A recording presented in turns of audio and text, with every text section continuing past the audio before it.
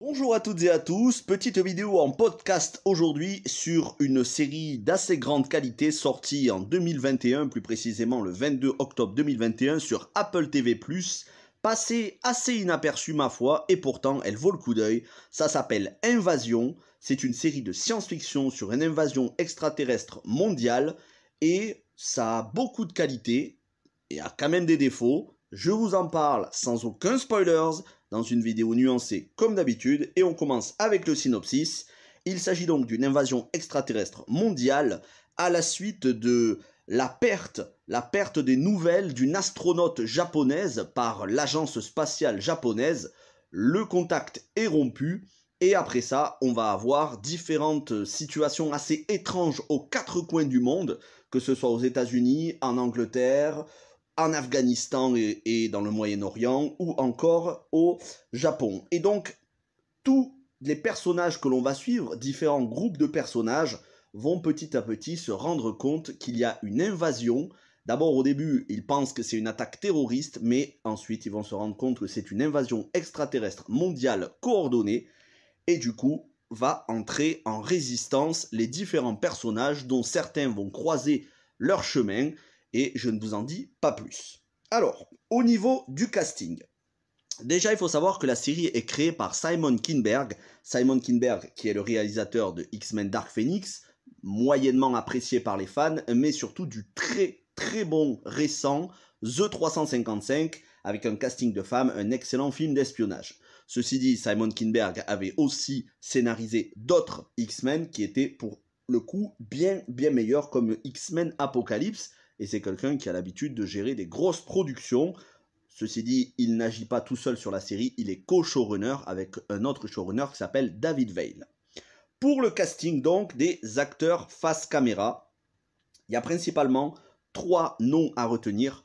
Golshifteh Farahani, qui avait été donc l'actrice iranienne qui avait été révélée au monde, bien qu'elle ait déjà eu une carrière avant ça, mais révélée en 2008 par Mensonge d'État de Ridley Scott, un des derniers grands films de Ridley Scott avant sa traversée du désert, puis depuis il est revenu sur le devant de la scène avec The Last Duel, House of Gucci et même Seul sur Mars, mais voilà. Mensonge d'État avec DiCaprio et Russell Crowe était une pépite et ça avait révélé Golshifteh Farahani qui faisait justement une médecin, une infirmière irakienne il me semble, et elle joue un rôle assez important, une femme qui est médecin, qui est très chevronnée dans son domaine, mais qui est aussi mère de famille, sur le point d'être, on va dire, sur le point de divorcer parce que son mari la trompe et elle l'apprend au tout début de la saison et elle va devoir faire avec, sachant que son mari, lui, veut retrouver sa maîtresse et il est coincé avec sa famille et il est assez lâche, donc ça va créer des problèmes. Golshifteh Farahani, qui est donc l'actrice principale qu'on va suivre tout au long des 10 épisodes que compose cette saison. Shamier Anderson, qui, lui, on l'a connu avec Passager numéro 4, le très bon film Netflix avec Anna Kendrick, Daniel D. Kim et beaucoup d'autres, et plus récent sur Netflix, en gros qui est sorti la même année, l'année dernière, Awake, avec Gina Rodriguez, il me semble. Bref, Shamier Anderson, un très bon acteur qui, pour moi, a le rôle que je préfère de toute la saison, mais je vais y revenir, ne vous inquiétez pas, c'est sans spoilers. Pour les autres acteurs, il y a beaucoup d'adolescents qui jouent dans la série, mais qui jouent très bien. Je ne pourrais pas vous dire leur nom parce que c'est leur premier rôle et je n'ai pas retenu tous les noms. Mais on a surtout les Japonais qui sont très présents dans la série, puisque une bonne partie de l'intrigue se passe au Japon. Et au niveau des acteurs, ou plutôt actrices japonais, on a Rinko Kikuchi, qui elle fait le rôle de l'astronaute, par qui l'intrigue commence. Rinko Kikuchi, révélée par Pacific Rim, ou encore Shiori Kutsuna, qui, elle, on l'a pu la voir dans Deadpool 2, mais c'est surtout en tant que voix originale dans le film d'animation Kingsglaive Final Fantasy XV, où elle double Luna Freya. Donc voilà pour le casting, et puis on a une arnaque au niveau du casting, et je vais y revenir dans les points principaux. Un acteur qu'on nous a vendu comme acteur principal de la série et qui au final n'apparaît que dans un seul épisode, mais j'y reviendrai. Du coup, c'est vrai que ça peut être décevant, vous verrez de qui il s'agit. Je commence donc avec les points faibles et ensuite je m'attarderai sur les points forts. Les points faibles, ce sont les 3 premiers épisodes qui sont assez inintéressants, très longs à démarrer, beaucoup de longueur et des personnages pas attachants pour la plupart. Golshifteh Farahani, son histoire est assez agaçante parce que beaucoup de longueur, beaucoup d'atermoiements sur les états d'âme qui ne sont d'aucune utilité pour le début de l'intrigue. Une femme qui a été trompée par son mari qui est lâche, qui veut partir tout seul, retrouver sa maîtresse. C'est assez inintéressant dans un contexte d'invasion extraterrestre, alors que on a besoin que les personnages soient des survivants.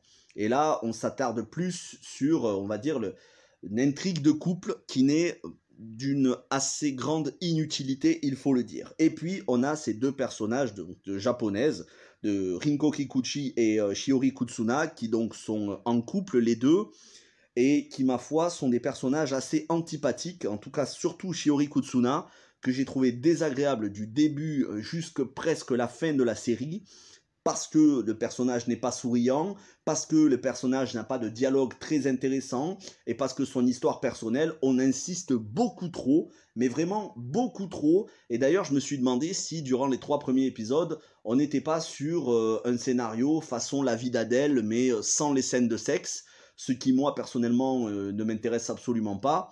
Heureusement, et je vais y arriver dans les points principaux, on délaisse leur intrigue amoureuse personnelle pour se concentrer sur les capacités de survivants des personnages, et du coup, on en viendra à certains personnages qui sont agaçants et qui deviennent attachants, en tout cas au moins intéressants. Et donc, je vous disais, il y a une arnaque au niveau du casting, c'est Sam Neill. Non pas que Sam Neill soit une arnaque en lui-même, c'est un excellent acteur. Voilà, j'ai une grande admiration pour Sam Neill, Jurassic Park, et puis bientôt on va le voir dans Jurassic World Dominion, donc Jurassic World le monde d'après. Sam Neill est un très grand acteur, c'est pas le problème, mais on nous a vendu Sam Neill comme le pilier de la série, alors qu'il n'apparaît que très peu de temps dans le premier épisode. C'est presque de l'ordre du caméo, et pourtant quand on a un acteur comme Sam Neill, c'est pas très compliqué de l'embaucher pour une saison complète et de lui écrire un rôle beaucoup plus d'envergure. Là, c'est un rôle qui est totalement inintéressant et s'il n'avait pas fait partie de la série, ça n'aurait rien enlevé. Au contraire, on n'aurait pas eu cette déception de se dire « Mais pourquoi un grand acteur comme ça, on ne le voit qu'à peine quelques minutes ?» C'est dommage. Et pour moi, ça entache la série parce que vraiment, la série a été vendue comme Sam Neill en tant que rôle principal. Voilà, c'est vraiment dommage. Mais venons-en quand même aux points principaux, les points positifs, parce que cette série a énormément de points positifs. À partir du 4e épisode, la tension monte crescendo, les personnages deviennent attachants, y compris ceux qui étaient désagréables, parce qu'ils prennent de l'épaisseur, de la consistance. On s'écarte un petit peu des états d'âme personnels pour se concentrer sur leur capacité à contrer la menace extraterrestre, à faire, on va dire, alliance avec d'autres personnages. D'ailleurs, certains personnages croisent leur chemin. On a 4 groupes principaux. Nous avons un groupe de jeunes adolescents, de jeunes écoliers en Angleterre à bord d'un bus qui vont se retrouver isolés dans la campagne anglaise et qui vont devoir retrouver la ville, voir si leurs proches sont toujours en vie, sachant qu'au tout début, durant au moins les 4 ou 5 premiers épisodes, ils n'ont pas du tout idée de ce qui se passe, parce que les communications sont rompues dans le monde entier. Donc, mauvaise communication, les gens ne savent pas ce qui se passe.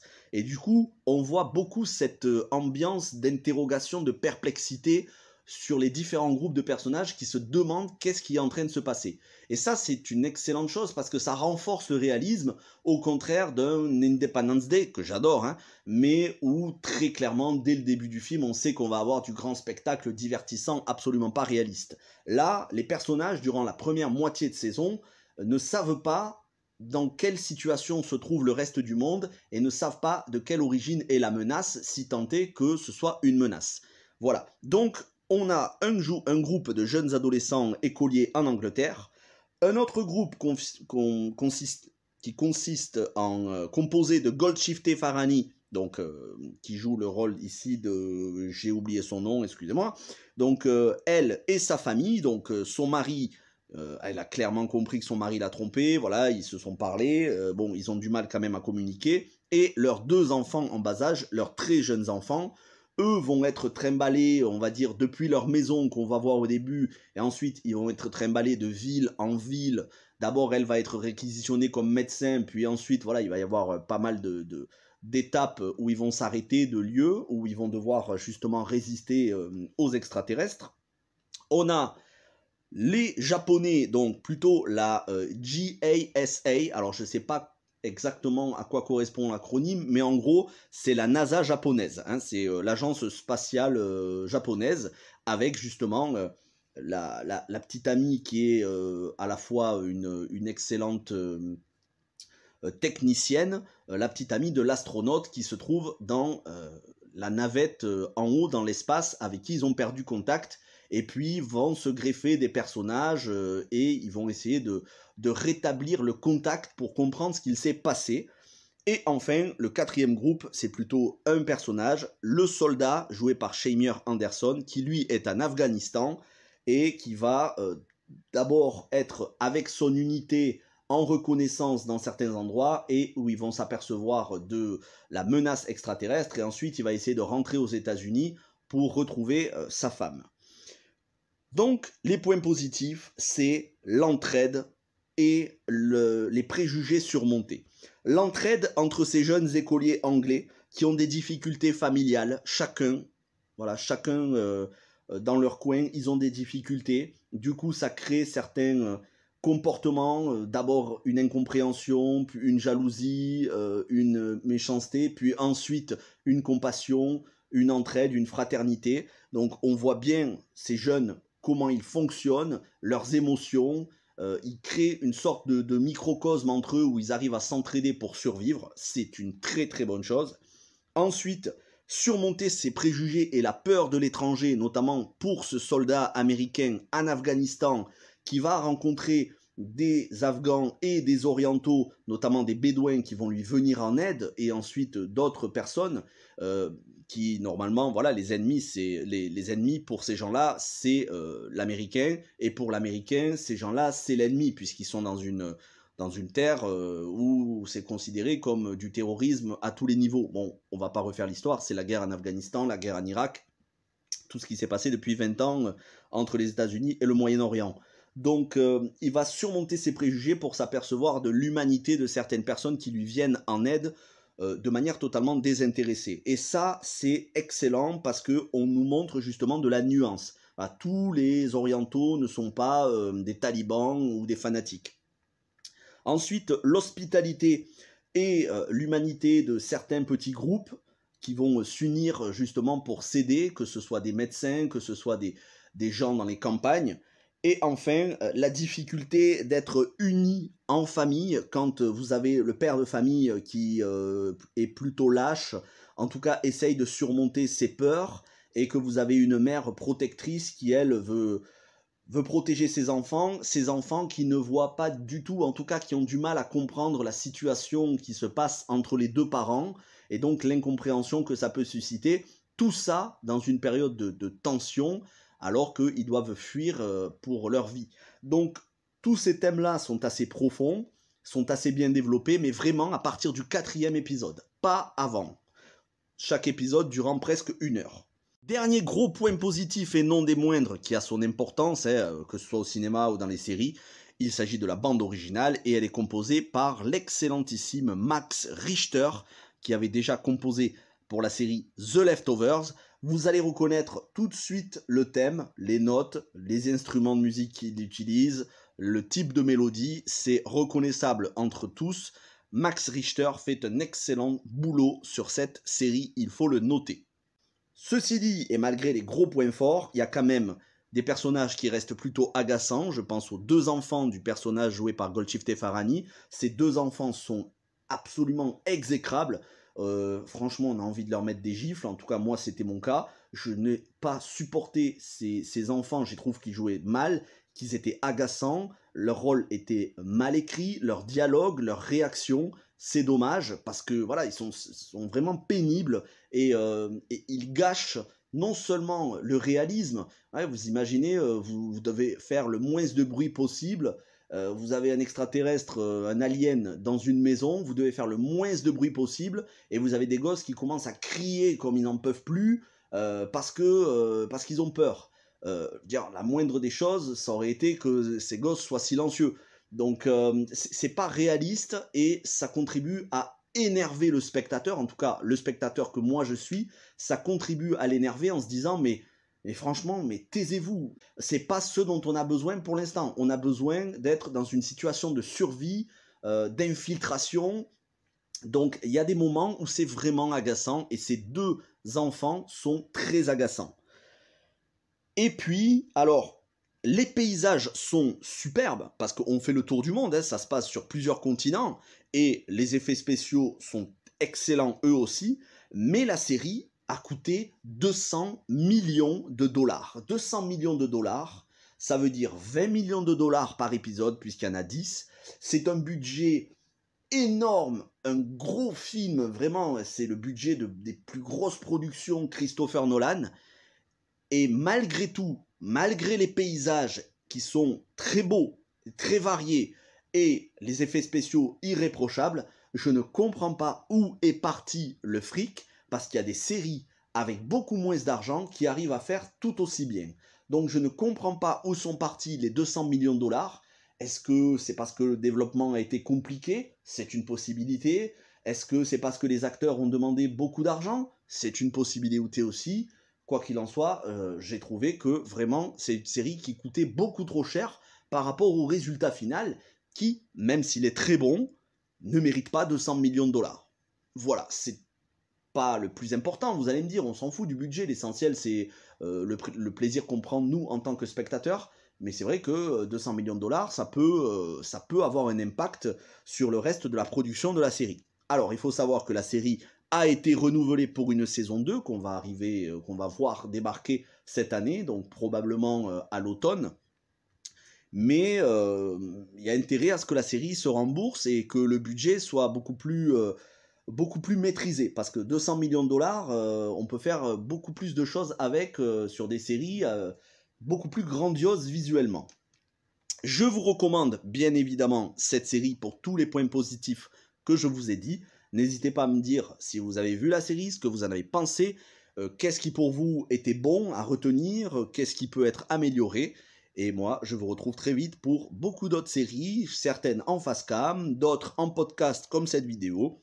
Portez-vous bien, n'hésitez pas à liker, vous abonner et partager. Ciao tout le monde.